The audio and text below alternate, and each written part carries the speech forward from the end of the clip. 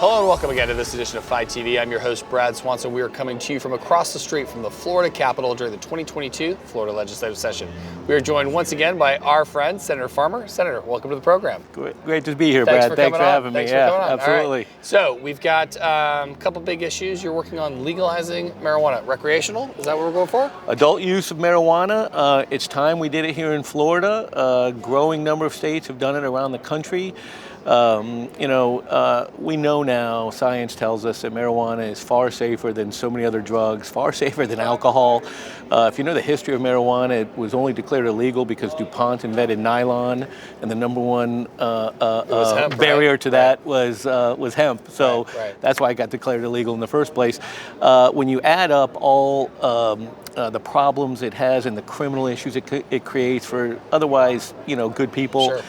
The money we use in prosecutions could be saved and utilized for other things. And then the taxation. We're constantly looking for new sources of revenue here in the state of Florida.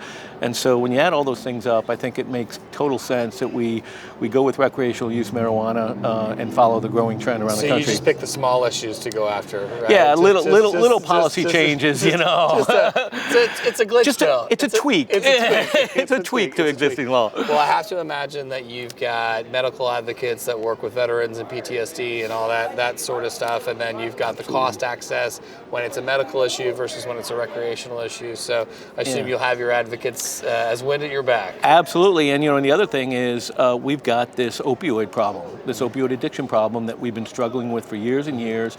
We can't get past. We know we have medicinal marijuana for that use, but a lot of people, it's a hassle going to a doctor, getting a card, renewing the card, paying for the card, all that. It shouldn't make that kind of difference. Let people, we wouldn't need antidepressant medication either if marijuana had been legal all this time. So I just think the list on the pro-con on adult use marijuana, the list of pros are many. The con issues are really wives' tales and falsehoods that are generated by people who just have an aversion to it. Right. So you've got California, Oregon, a few other states that are fully recreational. What sort of lessons have you learned from those states, and you're bringing those lessons here? The lessons we've learned is there really have been little to no problems in those states. It's not like you see an increase of driving while high or anything like that. First, it's pretty hard to prove, but they haven't had an uptick in crime. In fact, I think they show a decrease in criminal prosecutions for drug-related offenses. And then the revenue issue, it's been a boom for states like Colorado, Oregon, and others. I think we're up to 12 states now that have adult use legal. So. All right. Well, on this one and the next issue we're going to talk about, you promised to come back about midway through session and tell us how you do it. We'll give you an update. All right, sounds great. All right, so what else are you working on? You said before we started the interview, you said it had to do with assault weapons. What are you doing there? Yeah, we're continuing our fight on just common sense gun reform legislation.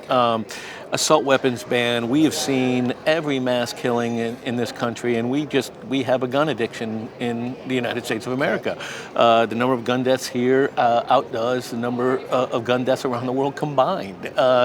And the most horrific events, the Parkland shootings, things of that nature, all involve assault weapons and high-capacity magazines.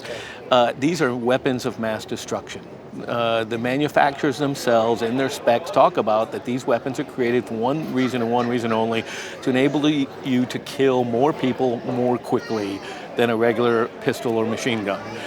There's no justifiable use for these things. They're not sporting items. You can't hunt with an assault weapon. Right.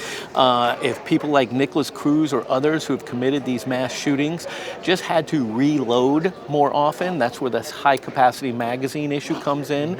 To be able to throw in a cartridge with 25, 30, 40, 50 bullets and just shoot indiscriminately, again, if he just would have had to reload more often, it would have given a chance for somebody maybe to intervene and stop him. Well, you think about the tragedies that obviously weapons like the ones you're talking about have been used, but we also know that you're going to face an uphill battle with the Second Amendment and that sort of stuff. How do you feel your coalition, like the other coalition, is going to be the wind at your back to get this across the finish line? Well, education, I think, as with so many issues, Brad, is the key here. And you talk about Second Amendment rights supporters, NRA members support assault weapons bans by a large majority.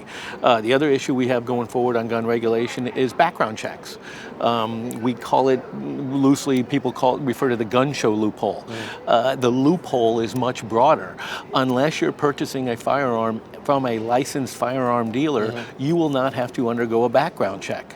The last poll that I looked to, it was over 80% of NRA members support background check legislation. Compelling poll right there. You know, it's common sense, again, gun legislation.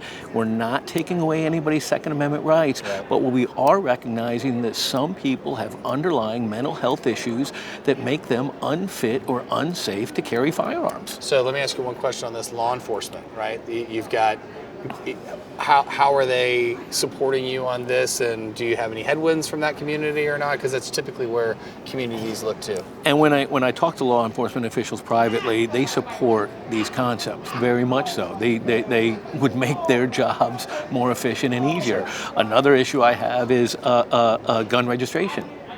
We require cars to be registered, but we don't make people register their guns. If law enforcement were just able, if we had that kind of database in place when crimes are committed and a gun is lost or hidden or thrown away and then we find it later, it would help law enforcement solve these crimes. Now, as you alluded to a few times in the review, these are hefty pieces of legislation that incite a lot of passions, and so I think there's been some reluctance by law enforcement entities to be proactive. Well, it's different when you're an elected, in like a sheriff versus a police officer or somebody like that. That kind of, you know, they're not even allowed to kind of speak publicly on that. That kind of stuff by the nature of their gig. Well, you never tackle the small issues. You're always on the big ones, and we're always grateful that you share your perspective with the viewers of FI TV, and we're always grateful that you make time to come on and share with us what you're fighting for. Well, I really appreciate the opportunity, and you know, there's a reason in our Constitution we have freedom of the press and protection of folks like you. Knowledge is key, knowledge is power. We always need to know as citizens what our government and our government elected officials are up to. So I'm always really happy to talk about the issues I champion and I believe in, and I appreciate you providing the forum to make us allow us to do that. We're glad to have you on. Thank you, Senator. Appreciate your time. Thank you. All right. That's all the time we have for this episode of FI TV. Make sure you hit us up for more interviews like this one on our social media feeds. And for now, thanks for tuning in.